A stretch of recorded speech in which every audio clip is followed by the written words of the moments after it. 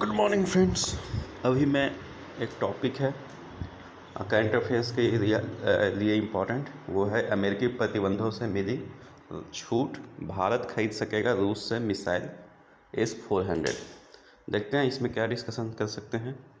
तो सबसे पहले बात कि हम जान लें कि ये कौन से सब्जेक्ट के लिए इम्पोर्टेंट हो सकता है।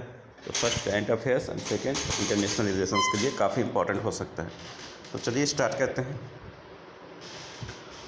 चूँकि भारत को रूस से रक्षा सामग्री की खरीद की छूट देने वाले प्रस्ताव को सत्ता पक्ष के साथ साथ विपक्ष के सदस्यों का भी समर्थन मिला, इसलिए अमेरिकी संसद के उच्च सदन यानी सीनेट से भी इस प्रस्ताव को हरी झंडी मिलने की प्रबल संभावना है। ये बातें बोल रहे हैं जैसे इंडिया में दो हाउस हैं, upper house and lower house, means India में लोकसभा राज्यसभा है, वहाँ पे भी दो हाउस हैं। तो ये बोला जा रहा है कि उच्च सदन जो है अपर हाउस से मिलने की संभावना है। क्यों समर्थन मिलने की संभावना है? क्योंकि लोअर हाउस में ऑलरेडी इसके बारे में चर्चा हो चुकी है और उन लोगों ने इसकी अनुमति दे दी है। चलिए आगे देखते हैं क्या है। तो अमेरिकी संसद के निचले सदन यानी प्रतिनिधि सभा की ओर से राष्ट्रीय रक्षा प्राधिकरण अधिनियम में संशोधन के प्रस्ताव को स्वीकृति मिलना भारत के लिए एक राहत की बड़ी खबर है। इस प्रस्ताव के पारित होने का अर्थ है भारत को काटसा कानून के तहत पाबंदी से छूट का रास्ता साफ होगा। काटसा क्या है? तो काटसा एक कानून है जिसमें अमेरिका उन लोगों के साथ प्रतिबंध लगाता है जो ईरान, उत्तर कोरिया और रसिया के साथ किसी तरह का व्यापारिक सौदा करते हैं। काटसा का फुल फॉर्म क्या है? तो countering American adversaries through sanction act. तो देखते हैं, अमेरिका इस कानून के तहत उन देशों पर प्रतिबंध लगाता है जो ईरान, कोरिया और रूस के साथ किसी तरह का लेन देन करते हैं। एक अरसे से भारत इस कानून की तलवार लटक रही थी, मतलब इंडिया भी इस कानून के तहत आने का आ रहा था। मीन्स इंडिया रसिया के साथ कारोबार करता है और रसिया के साथ जो US है उसका रिलेशनशिप अच्छा नहीं है, और जब रिलेशनशिप अच्छा नहीं है तो वो इंडिया के साथ भी इम्पैक्ट कर सकता है। मतलब यहाँ पे सिंपल बात होता है कि दुश्मन के दुश्मन दोस्त होते हैं, ठीक है। तो वही वाली बात यहाँ आ रही है कि दोस्त भी जो है रसिया अभी, चूँकि वो उसका दुश्मन है US का, तो US भी इंडिया के लिए दुश्मन बन सकता है अगर काटसा लग जाता है। तो आगे देखते हैं कि रह कर यह आशंका उभरती रहती है कि अमेरिका इस कानून का इस्तेमाल भारत के खिलाफ कर सकता है, क्योंकि वह रूस के मिसाइल प्रणाली, रक्षा प्रणाली S-400 हासिल कर रहा है। ये हमेशा कहीं ना कहीं पे डाउट होता रहता है कि क्या अमेरिका इंडिया के खिलाफ काटसा लगा सकता है या नहीं लगा सकता है। तो इस बात का डाउट होता है, जिससे अब धीरे धीरे कम किया जा रहा है, क्योंकि इंडिया जो है चाइना को कंट्रोल करने के लिए US का एक अच्छा पार्टनर बन रहा है। तो आगे देखते हैं कि यह अच्छा हुआ कि अंततः अमेरिका ने यह समझा कि भारत के विरुद्ध काटसा इस्तेमाल करके वह भारतीय हितों के खिलाफ ही काम करेगा। मतलब ये समझ में आ गया है US को कि अगर हम अमेरिका रसिया से इंडिया को मिसाइल ना खरीदने दें और काटसा लगाते तो ये इंडियन हित के लिए सही नहीं है। यदि अमेरिका रूस से मिसाइल रक्षा प्रणाली खरीदने के कारण भारत के विरुद्ध कोई कदम उठाता है तो इससे न दोनों देशों के संबंधों पर विपरीत प्रभाव पड़ेगा, बल्कि चीन के दुस्साहस को भी बल मिलता है, जो पिछले कुछ समय से अतिक्रमणकारी रवैया अपनाए हुए हैं। मतलब ये इस बात का भी डर है अमेरिका को कि अगर वो रसिया के साथ इंडिया का जो अच्छे संबंध हैं और S-400 मिसाइल जो खरीदना है उसे रोक देता है, तो चाइना जो है इस पर ज़्यादा प्रभावी हो सकता है। क्योंकि चाइना को ये बल मिल जाएगा कि इंडिया के पास मिसाइल है नहीं, और इंडिया का रिलेशन जो है अमेरिका से भी एक मैसेज जाएगा कि अमेरिका से भी ख़राब है। तो इस वजह से ऐसा करना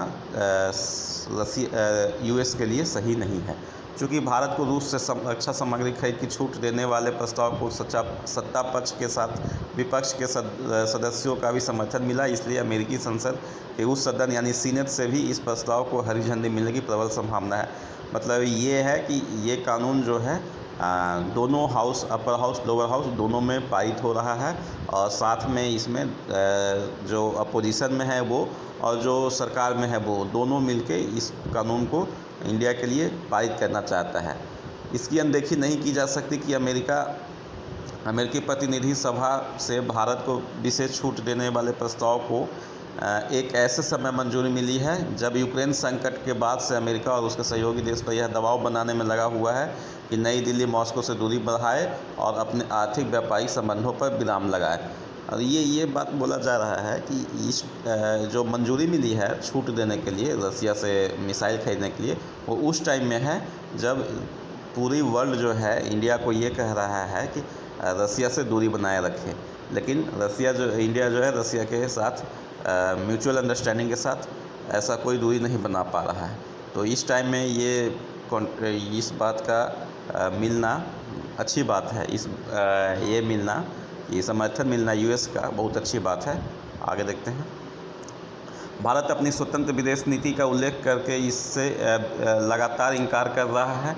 भारत तो हमेशा बोलता है अपनी इंडिपेंडेंट फॉरेन जो रिलेशनशिप है, इंडिपेंडेंट फॉरेन पॉलिसी जो है वो उसका हमेशा वो देता है कि आप हमें इम्पोज नहीं कर सकते, आप हमारे ऊपर किसी दबाव नहीं डाल सकते हैं कि हम क्या करेंगे। हम आपके साथ गठबंधन करते हैं तो हम दूसरे के साथ कैसा करेंगे ये हमारे ऊपर डिपेंड करता है।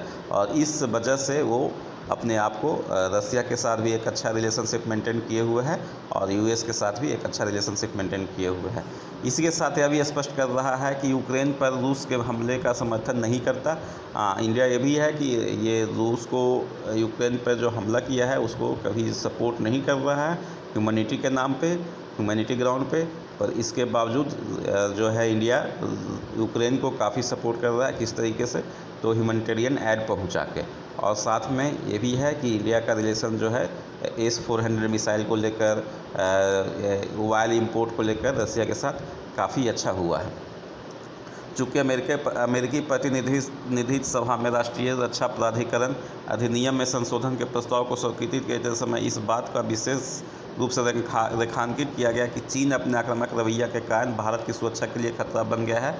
इसलिए बीजिंग को भी यह समझ आ जाए तो अच्छा होगा कि उसकी मनमानी चलने वाली नहीं है। अच्छा, जब ये बात लोग डिस्कस कर रहे थे यूएस में कि हम क्यों इनके ऊपर काटसा ना लगाएं और क्यों S-400 मिसाइल जो है इंडिया रसिया से खरीद सकता है, तो इसकी एक मेन वजह ये भी माना जा रहा था कि चाइना जो है अभी थोड़ा प्रबल हो गया है और लड़ाई के मूड में है इंडिया के साथ, जो पूरे विश्व के लिए अच्छा नहीं है। और बीजिंग ये मनमानी कर रहा है ऐसा करके, तो उस मनमानी को रोका जा सकता है तभी जब इंडिया यूएस का रिलेशनशिप अच्छा हो। और इससे क्या होगा कि जो क्वाड है, क्वाड का भी रिलेशन एज इट इज़ रहेगा। क्वाड क्या है तो अभी पहले डिस्कस कर चुका है, इसको बोलता है क्वाड्रिलेटरल डायलॉग। और इस क्वाड में 4 मेंबर हैं, इंडिया, यूएस, ऑस्ट्रेलिया।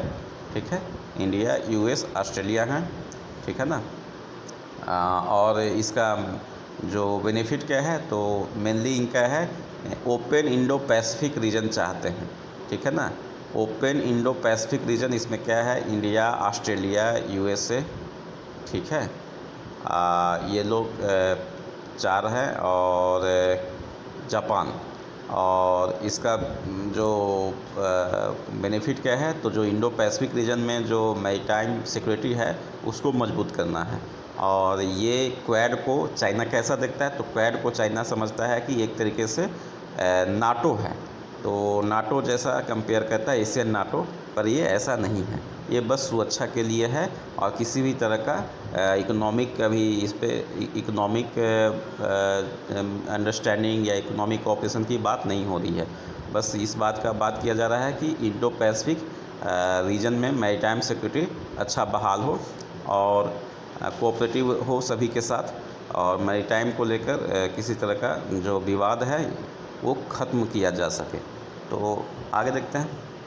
वैसे भारत को इससे संतुष्टि नहीं होना चाहिए कि अमेरिका ने यह समझा कि वह रक्षा आवश्यकताओं के लिए रूस पर निर्भर है। इसे अपने प्रयास तेज करने चाहिए कि वह अपने रक्षा ज़रूरतों को मामले में आत्मनिर्भर बने। ये कह रहा है कि हमें ये खुश अभी नहीं हो जाना चाहिए कि रसिया के लिए हमें अमेरिका ने सपोर्ट कर दिया है रसिया से मिसाइल खरीदने के लिए, बल्कि हमें ये कहना चाहिए कि अपने जितने भी रक्षा सामग्री है उसके लिए भारत जो है आत्मनिर्भर बने, यानी सेल्फ रिलायंट बने। तो थैंक यू, आज के लिए इतना ही।